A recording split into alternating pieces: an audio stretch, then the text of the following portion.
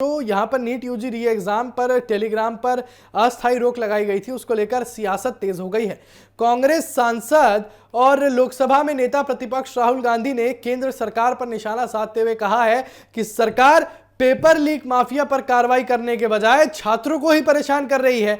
Telegram ban को लेकर राहुल गांधी ने कई तीखे सवाल उठाए हैं। नीट यूजी 2026 के री एग्जाम से पहले केंद्र सरकार द्वारा टेलीग्राम पर लगाई गई अस्थायी रोक अब राजनीतिक विवाद का विषय बन गई है। कांग्रेस नेता राहुल गांधी ने इस फैसले पर कड़ी प्रतिक्रिया देते हुए कहा कि सरकार असली दोषियों पर कार्रवाई करने के बजाय छात्रों की सुविधाएं छीन रही है।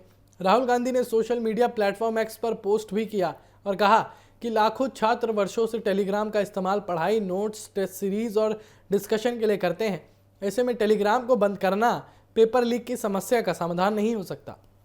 उन्होंने सवाल किया कि अगर यही तरीका है तो फिर अगला कदम क्या होगा? क्या सरकार व्हाट्सएप पर भी प्रतिबंध लगाएगी?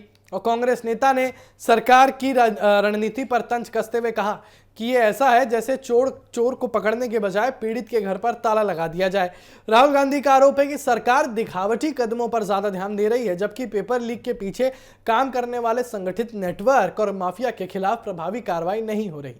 राहुल गांधी ने अपने बयान में कहा कि परीक्षा के दिन छात्रों की सख्त तलाशी ली जाएगी, जेबें तक चेक होंगी, प्रश्न पत्रों की सुरक्षा के बड़े बड़े दावे किए जाएंगे, लेकिन पेपर लीक की जड़ पर प्रहार नहीं होगा। उनके मुताबिक जब तक पेपर लीक माफिया के खिलाफ निर्णायक कार्रवाई नहीं की जाएगी, तब तक ऐसी घटनाएं रुकने वाली नहीं है। दरअसल केंद्र सरकार ने नीट यूजी 2026 के री एग्जाम से पहले टेलीग्राम की सेवाओं पर 22 जून तक अस्थायी रोक लगाने का फैसला किया है। इसके साथ ही प्लेटफॉर्म के मैसेज एडिट फीचर को भी सीमित किया गया है। सरकार और एनटीए का कहना है कि कुछ चैनलों द्वारा मैसेज एडिट फीचर का दुरुपयोग कर पुराने संदेशों में बाद में प्रश्न पत्र जोड़कर फर्जी पेपर लीक के दावे किए जा रहे थे, जिससे छात्रों में भ्रम फैल रहा था। और सरकार का दावा है कि यह कदम परीक्षा की निष्पक्षता बनाए रखने और फर्जीवाड़े पर रोक लगाने के लिए उठाया गया है। वहीं विपक्ष का आरोप है कि यह कार्रवाई समस्या के मूल कारणों को छिपाने की कोशिश है।